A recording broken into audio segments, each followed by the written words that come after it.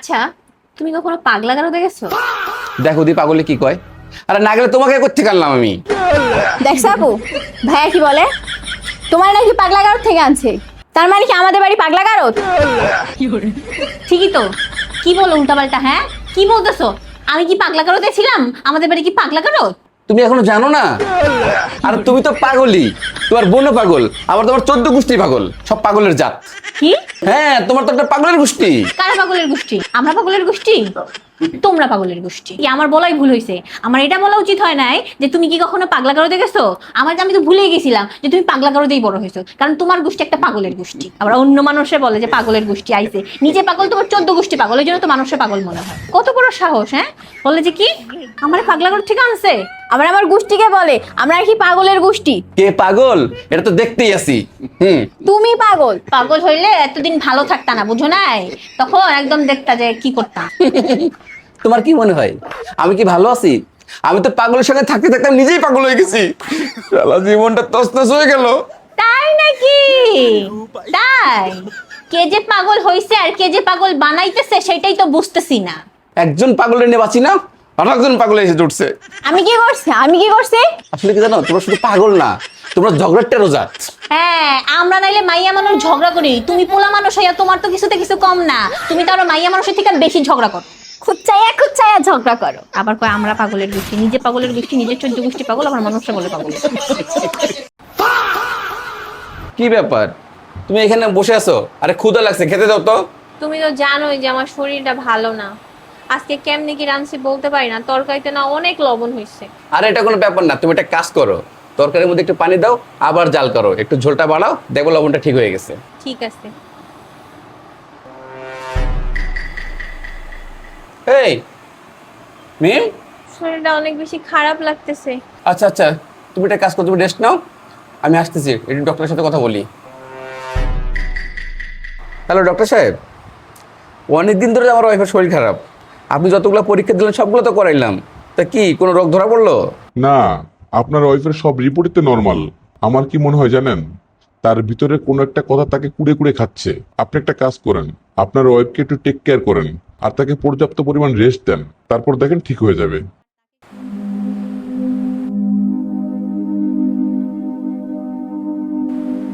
কি করলো তুমি এটা? তুমি ভিজে তোয়ালাটা এখানে রাখলে কেন? এটা কি ভিজে তোয়ালা রাখার জায়গা? সরি, আমি নিয়ে যাচ্ছি এখন। মিম, এই কি হলো তোমার? এই কি হয়েছে তোমার? শরীরটা খুব খারাপ লাগতেছে। আচ্ছা আচ্ছা ঠিক আছে, আমি ডক্টরকে ফোন দিচ্ছি এখনই। হ্যালো ডক্টর সাহেব, আচ্ছা কি হয়েছে বললেন তো? আপনি যা যা বললেন সবকিছুই মেনে চললাম, তারপর কিছুতেই কিছু হচ্ছে না, আজকে আবার সেন্সলেস হয়ে গেছে। আচ্ছা একটা কথা বলেন তো, আপনাদের ভিতরে কি কোনো ঝামেলা চলতেছে? না, আমাদের মধ্যে কোনো ঝামেলা নাই তো। আমরা তো গত 2-3 মাস ধরে কোনো ঝগড়াই। আচ্ছা ডক্টর সাহেব, আপনি রাখেন তো।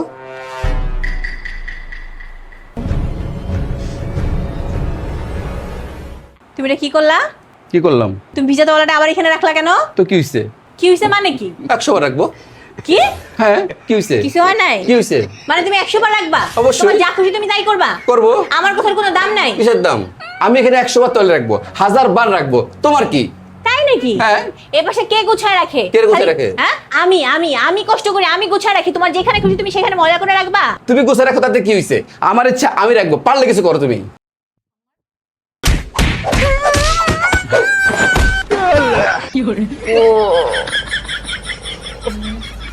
আচ্ছা, তোমার কি এখন একটু ভালো লাগতেছে?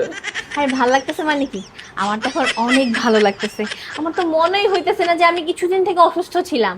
আমার এখন মনে হইতেছে যে আমি সবসময় সুস্থ ছিলাম। একদম মনটা একদম ফ্রেশ ফুরফুরে লাগতেছে। এত কাজ করতে আর ভাল লাগে না। এবারে এই যে একটা পার্মানেন্ট কাজের লোক রাখতে, একটা পার্মানেন্ট কাজের লোক রাখতে, কিন্তু বেটার কানের ভিতরে কথা যায় না। অসহ্য, মানে মনটা চায় মাঝে মধ্যে বেটার পুরো বাইকটা খাইয়া লইতে পারতাম জুস কইরা, খুব ভাল লাগতো। তুমি কেমন করে বলো ভাইয়ারে যে একটা কাজের লোক রাখে না? তা তোর কি মনে হয় আমি কি ভালো করে বলি না? কেমন করে বলি? যথেষ্ট ভালো করে বলছি, কিন্তু ভালো কথা ভালো মানুষই শোনে। সবাই তো আর ভালো কথার মর্ম বোঝে না।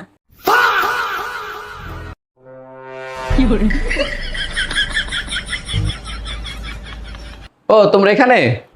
এই নাও, একটা মাথা ঠান্ডা করার ওষুধ আর একটা শরীর জ্বলানোর ওষুধ। নাও খেয়ে নাও। আর চুন্নি তুইও খাইস, বুঝছ নাই? তোমার কি আমার পাগল মনে হয় না? তুমি পাগল বানাইতেছো কোনটা? মানে আমি কেন এখন এই যে শরীর জ্বলানোর ওষুধ আর মাথা ঠান্ডা করার ওষুধ খাবো?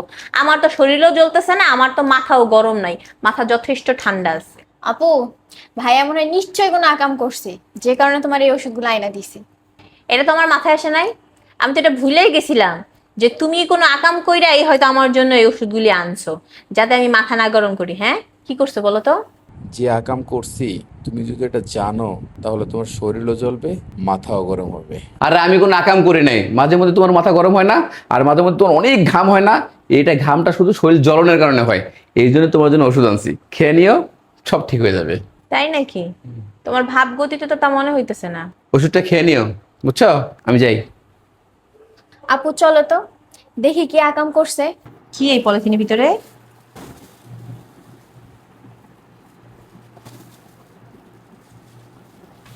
ছোট মাছ। মানে এই জন্য তো বলি যে এই বেডা এত ভদ্র কবে থেকে হইলো? হ্যাঁ, আমার জন্য এত চিন্তা যে আমার জন্য ওষুধ নিয়ে আসছে, মাথা ঠান্ডা রাখার ওষুধ। হ্যাঁ, আনবেই তো, কারণ এই জিনিস দেখলে তো যে কোনো মাথা গরম হয়ে যাবে। এই যে কই গেলেন, একটু এদিকে আসেন তো, আপনার চাঁদ বদনখানা দেখি। কি হয়েছে বলো? তুমি এখন কোন আক্কেলে এই মাছগুলো নিয়ে আসছো?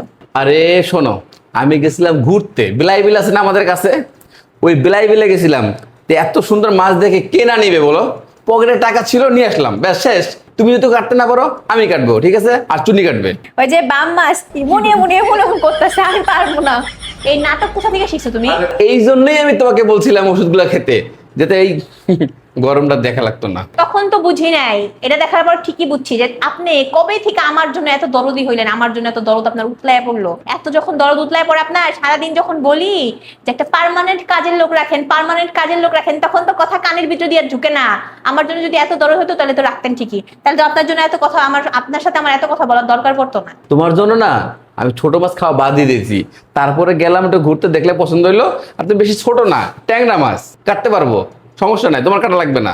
আমার মনে চাইতেছে কি জানো, তোমার সহ আর মাছগুলা সহ একটা কিক দিয়ে বাসা থেকে বের করে দিতে। আচ্ছা, তুমি কি আমার ভালোবাসো? হ্যাঁ, আমি তোমাকে অনেক ভালোবাসি। তা তুমি আমার জন্য কি করতে পারবা? আমি তোমার জন্য সবকিছু করতে পারবো, এমনকি আমার জীবনটাও দিতে পারবো। তাই? তাহলে দাও, চলো। কোথায়? চলো আরে চলো, আমার সাথে চলো। কোথায়? আসতে বসি না, আসো। আরে যেতে বসি, চলো। চলো। নাও, লাভ দাও, এখান থেকে লাভ দাও। কি বলো? এখান থেকে লাভ দেবো মানে? তুমি কি আমার ভালোবাসো? তুমি না বললা তুমি আমার ভালোবাসো, আমার জন্য সব করতে পারবা? তুই কি পাগল টাগল হয়েছো নাকি? তুমি না একটু বলছো যে তুমি আমার জন্য জানটাও দিয়ে দিতে পারো, এখন দাও, জান দাও, দিয়ে প্রমাণ করো যে তুমি আমার ভালোবাসো, দাও। হ্যাঁ ভালোবাসি, লাভ দিতে পারবো না। ধরো আমি এখান থেকে লাভ দিলাম, কিন্তু আমি বললাম না, হাত পা ভেঙে গেল, তখন কি হবে? তা অবশ্য ঠিক বলছো। দেখা গেল তোমার হাত পা ভাঙলো, জান তো যাবে না, পরে আবার বেশি কষ্ট হবে।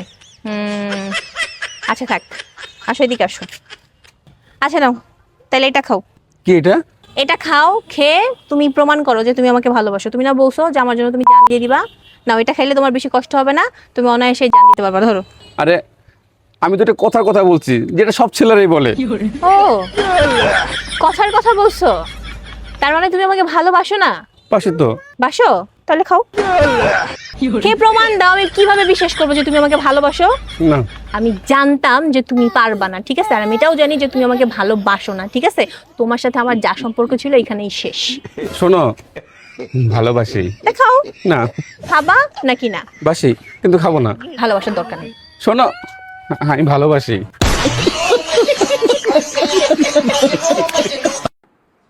এই, এই নাও, এখানে 5 লাখ টাকা আছে, ব্যাংকে জমা দিয়ে দিও। আচ্ছা, এই যে তুমি সব সময় টাকা এনে আমার কাছেই কেন দাও ব্যাংকে জমা করার জন্য? এটা তো তুমি তোমার ভাইরেও দিতে পারো, তাই না? আমি ওকে বিশ্বাস করি না। এতগুলো টাকা পাওয়ার পর ওর ভিতরে যদি লোভ কাজ করে, আর ওই টাকাটা নিয়ে যদি ভাগ্যে যায়। তার মানে তুমি আমার এত বিশ্বাস করো, এত ভালোবাসো? তোমার কখনো মনে হয় না যে আমার মধ্যেও যদি লোভ কাজ করে, আর এই টাকাগুলো নিয়ে যদি আমিও কোথাও চইলা যাই? আমি তো এইটাই চাইতেছি, এই জন্য তো টাকাটা তোমার কাছে বারে বার দিতে, তুমি যেন ভাগ্যে যাও। কিন্তু তুমি তো ভাগ্যে যাইতেছো না। তুমি কি কিছু বললা? বললাম তুমি ভাগবা না। আমি বিশ্বাস করি। আচ্ছা ঠিক আছে, আমি জমা করে দিব।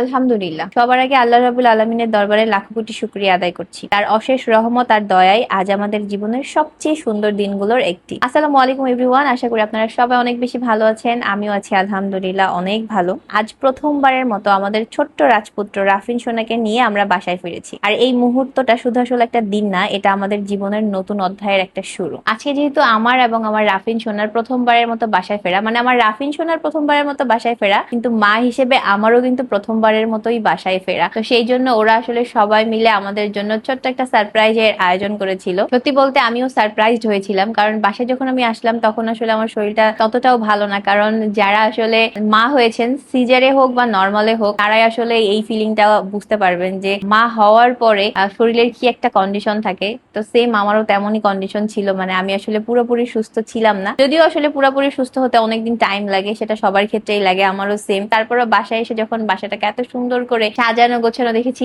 তাও আবার বিশেষ করে আমার এবং আমার সন্তানের জন্য, এটা দেখে কিন্তু সত্যিই মনটা অনেক বেশি ভালো হয়ে গিয়েছিল। যদিও আপনারা খেয়াল করে দেখতে পারবেন যে আমার চেহারায় ক্লান্তির ভীষণ ছাপ ছিল, কিন্তু তারপরেও মনের মধ্যে কিন্তু একটা আনন্দ কাজ করতেছিল যে আজকে আমার এবং আমার সন্তানের জন্য দিনটাকে স্পেশাল করার জন্য বাসার যারা ছিল সবাই মিলে অনেক কষ্ট করেছে, অনেক পরিশ্রম করেছে। এখানে কিন্তু আসলে আমি সিঙ্গেল ভাবে কারো ক্রেডিট দিতে পারবো না, এখানে সবার ক্রেডিট আছে, মানে মক্কি, সোহাগ, জান্নাতি, আমার ননদ, সবার আসলে, ইভেন আমার হাজবেন্ড, তার তো আসতেই, সেও চেয়েছে যে আমার এবং আমার সন্তানের জন্য আমাদের আজকের এই বাসায় ফেরার দিনটা অনেক বেশি স্পেশাল হোক এবং এটা আমরা মনে রাখি। সেই জন্য আসলে ছোট্ট একটু আয়োজন করেছিল যাতে দিনটা অনেক বেশি স্পেশাল থাকে আমাদের জন্য। এবং আসলেই তাদের সারাদিনের এই এত পরিশ্রম কিন্তু সার্থক, কারণ আমার সত্যি অনেক বেশি ভালো লেগেছিল। আজকের এই দিনটা তো অবশ্যই আমার জন্য অনেক বেশি স্পেশাল, কারণ সবাই মিলে আমাকে সারপ্রাইজ দেওয়ার চেষ্টা করেছে। আমার আব্বু আম্মু সবাই ছিল আমার সাথে। আর সবথেকে বড় কথা কি জানেন, আপনি যখন বিপদে পড়বেন তখন আপনার পাশে কিন্তু ভালো একটা প্রতিবেশী থাকাও আপনার জন্য অনেক বড় একটা সাপোর্টের। তো আমিও সেদিক থেকে ভাগ্যবতী মনে করি, কারণ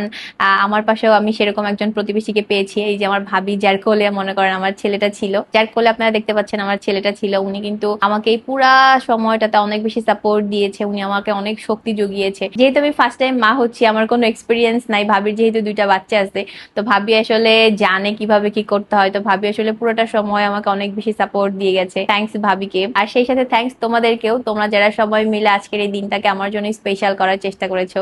থ্যাঙ্কস মকি, থ্যাঙ্কস সোহাগ, থ্যাঙ্কস জান্নাতি, থ্যাঙ্কস অন্তরা, আর অবশ্যই থ্যাঙ্কস হাজবেন্ড তোমাকেও, কারণ তুমি চেয়েছো বলেই আসলে এত কিছু হয়েছে। অবশ্যই আল্লাহ তাআলার কাছে লাখো কোটি শুকরিয়া যে তিনি আমাকে একজন ভালো পার্টনারের পাশাপাশি একটা সন্তানের মা হওয়ার তৌফিক দান করেছে। আলহামদুলিল্লাহ। সবাই আমার জন্য, আমার সন্তানের জন্য এবং আমাদের ফ্যামিলির সবার জন্য দোয়া করবেন। সবাই ভালো থাকবেন, সুস্থ থাকবেন। আল্লাহ হাফেজ।